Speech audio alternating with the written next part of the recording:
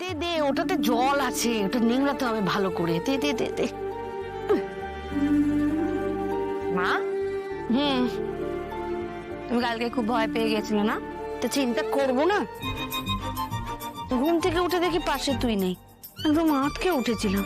ভাবলাম কি আর্য স্যার এলেন নাকি। আবার ভাবলাম আর্য স্যার কি করে আসবেন, আমি তো এখন রাত্রিবেলা। আর্য স্যারের সঙ্গে তোর তো এখন দেখা করা বারণ। এই কালকে যখন আমি সিঁড়ি দিয়ে উঠছি, নিচ থেকে নয় কিন্তু, সিঁড়ির কাছটাতে একটা কার গলা পেলাম, ছেলের গলা। ভাবলাম বুঝি আর্য স্যার এসেছে। ভাবলাম রাজলক্ষ্মী ম্যাডামের তো বারণ আছে, নিয়ম, এখন দেখা করা যাবে না। ঠিকই পরে আসবেন। বাবা, একটুর জন্য বেঁচে গেছে। মা আর্য স্যারকে দেখেননি। চ চ চ, চলো দাও দাও, আমি করে দিচ্ছি, দাও।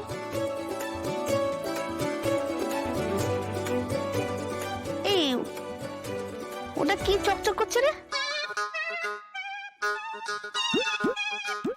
কি? ওই তো মা, এটা একটা ঘড়ি রে। রে ছেলেদের ঘড়ি, এটা কোথায় আমি দেখেছি দেখেছি মনে হচ্ছে। এটা তো আর্য স্যারের ঘড়ি। শেষ রক্ষা হলো না গো ঠাকুর। এবার কি বলবো মাকে আমি? আর্য স্যারের ঘড়ি আমাদের ছাদে কি করে উড়ে চলে এলো? এই সত্যি করে বল, উনি এসেছিলেন? কি যে বলো না মা, আমাদের সাথে উনি কি করে আসবেন?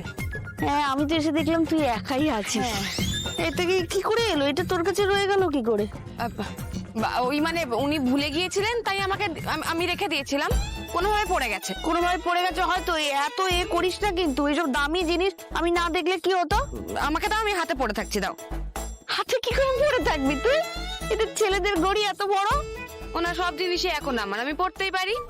বাবা রে, আরে ছেলেদের ঘড়ি বলে বলছি। হাতে থাকলে মনেও থাকবে। ঠিক আছে, মনে রেখে দিও।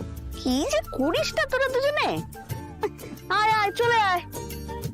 বাচ্চা গেছে, না হলে বারণ করার পরেও আমরা দেখা করেছি জানতে পারলে বিচ্ছিরি ব্যাপার হতো একটা।